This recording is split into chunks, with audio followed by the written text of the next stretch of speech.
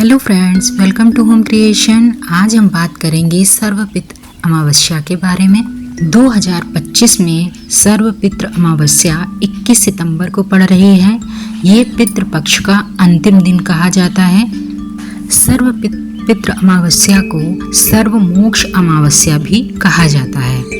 प्रत्येक वर्ष अश्विनी माह के कृष्ण पक्ष की अमावस तिथि को सर्वपितृ अमावस्या मनाई जाती है। यह तिथि उन पितरों के लिए भी बहुत अधिक महत्वपूर्ण होती है जिनकी मृत्यु का दिन हमें ज्ञात नहीं होता है।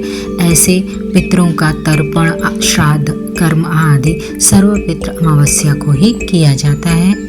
अगर किसी कारणवश हम अपने पितरों का श्राद्ध नहीं कर पाते हैं तो इस दिन गया का श्राद्ध विशेष महत्व रखता है। इस दिन हम अपने पूर्वजों को तर्पण, श्राद्ध आदि करके विदाई करते हैं। सर्वपितृ अमावस्या 21 सितंबर को रात 12:16 से शुरू हो गई, 1:23 पर समाप्त होगी। इस दिन का कुतुब मुहूर्त सुबह 11:50 से दोपहर 12:38 तक है। रोहिणी मुहूर्त दोपहर 12:38 से स्टार्ट होकर 1:27 तक है। अपहरण काल दोपहर 1:57 से 3:53 तक है। इस दिन आपको सुबह जल्दी उठकर देवी देवताओं का पूजन करके सूर्य देव को अर्घ्य देकर इसके बाद दोपहर के समय दक्षिण दिशा की ओर मुख कर जमीन पर बैठ जावें। एक लोटे में तिल, कुशा, गंगा जल, शुद्ध जल, सफेद फूल व चावल मिलाएं। कुशा हाथ में लेकर अंगूठे से जल अर्पण करें। पितरों को याद करते हुए यह प्रक्रिया लगभग 11 बार दोहराएं। भोजन का एक भाग गाय, कौवे, कुत्ते, चींटे आदि के लिए अलग निकालें। अंत में जरूरतमंदों को दान करें। सर्वपितृ अमावस्या के दिन प्याज, लहसुन आदि का भोजन ना करें, सात्विक भोजन ग्रहण करें। इन दिनों में आपको कोई नई वस्तु या सामान हो सके तो नहीं खरीदना चाहिए। इस बार सर्वपितृ अमावस्या पर उत्तरा फाल्गुनी नक्षत्र का दुर्लभ संयोग बन रहा है। सर्वपितृ अमावस्या के दिन पितर लोग अपने लोक को लौट जाते हैं। इस दिन भगवान शिव का पूजन अवश्य करना चाहिए। इससे दुखों का नाश होता है तथा पितर भी अपना आशीर्वाद तथा कृपा बरसाते हैं।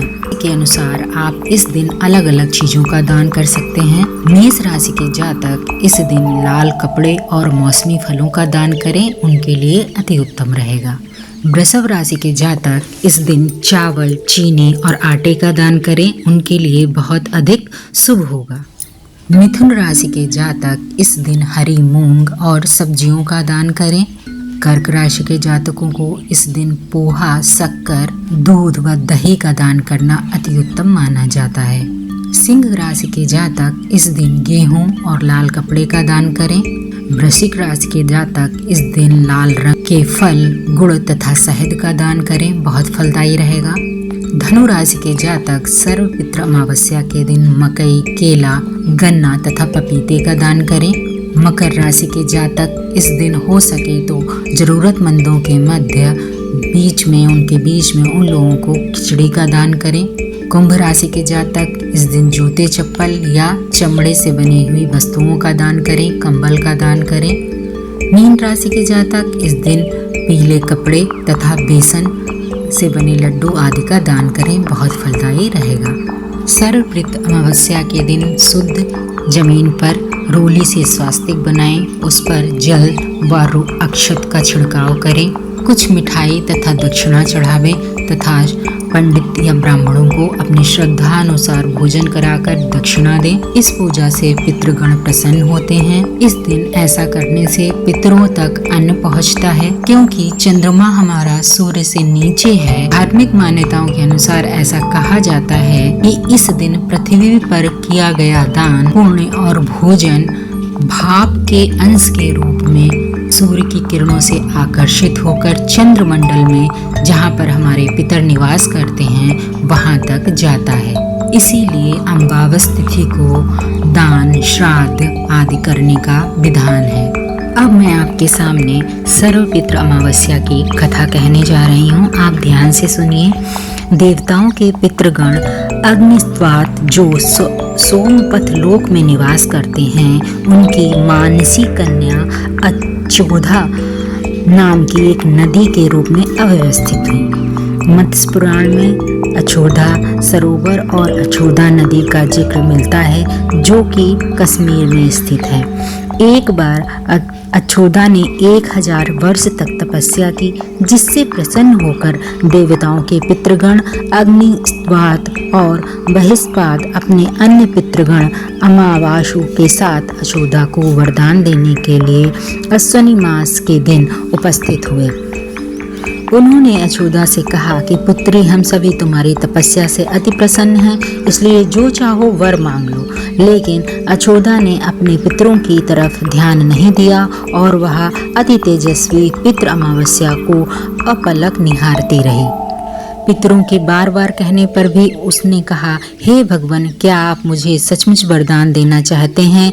इस पर तेजस्वी पितृ अमावासु ने कहा, हे यशोदा, वरदान पर तुम्हारा अधिकार सिद्ध है, इसलिए निसंकोच कहो। यशोदा ने कहा, भगवान, यदि आप मुझे वरदान देना ही चाहते हैं तो मैं तत्क्षण आपके साथ रमण कर आनंद लेना चाहती हूँ। यशोदा के इस तरह कहे जाने पर सभी पितृ को क्रोधित हो गए। उन्हें यशोदा को श्राप दिया कि वह पितृलोक में पतित होकर पृथ्वी लोक पर जाएगी। पितरों के इस तरह श्राप दिए जाने पर यशोदा पितरों के पैरों में गिरकर रोने लगी। इस पर पितरों को दया आ गई। उन्होंने कहा कि यशोदा, तुम पतित योनि में श्राप मिलने के कारण मत्स्य कन्या के रूप में जन्म लोगी। पितरों ने आगे कहा कि भगवान ब्रह्मा के वंशज महर्षि पराशर तुम्हें पति के रूप में प्राप्त होंगे। तुम्हारे गर्भ से भगवान व्यास जन्म लेंगे। उसके उपरांत भी अन्य दिव्य वंशों में जन्म लेते हुए तुम श्राप मुक्त होकर पुनः पितृलोक में वापस आ जाओगी। पितरों के इस तरह कहे जाने पर यशोदा शांत हुई। अमावासु के ब्रह्मचर्य और धैर्य की सभी पितरों ने सराहना की एवं वरदान दिया कि यह अमावस्या की तिथि अमावसु के नाम से जानी जाएगी। जो प्राणी किसी भी दिन श्राद्ध न कर पाए, वह केवल अमावस्या के दिन श्राद्ध तर्पण करके सभी बीते 14 दिनों का पुण्य प्राप्त करते हुए अपने पितरों को तृप्त कर सकते हैं। तभी से प्रत्येक माह की अमावस्या तिथि को सर्वाधिक महत्व दिया जाता है और यह तिथि सर्वपितृ श्राद्ध के रूप में मनाई जाती है। उसी पाप के प्रायश्चित हेतु कालांतर में यही यशोदा महर्षि पराशर की पत्नी एवं वेदव्यास की माता सत्यवती बनी। तत्पश्चात समुद्र के अंशभूत शांतनु की पत्नी हुई और 2 पुत्र चित्रांगद तथा विचित्र वीर को जन्म दिया था। इन्हीं के नाम से कलयुग में अष्टका श्राद्ध मनाया जाता है। तो आपको सर्वपितृ अमावस्या की यह जानकारी कैसी लगी? वीडियो में अंत तक बने रहने के लिए आपका धन्यवाद। मिलते हैं अपनी नए वीडियो के साथ, तब तक के लिए नमस्कार।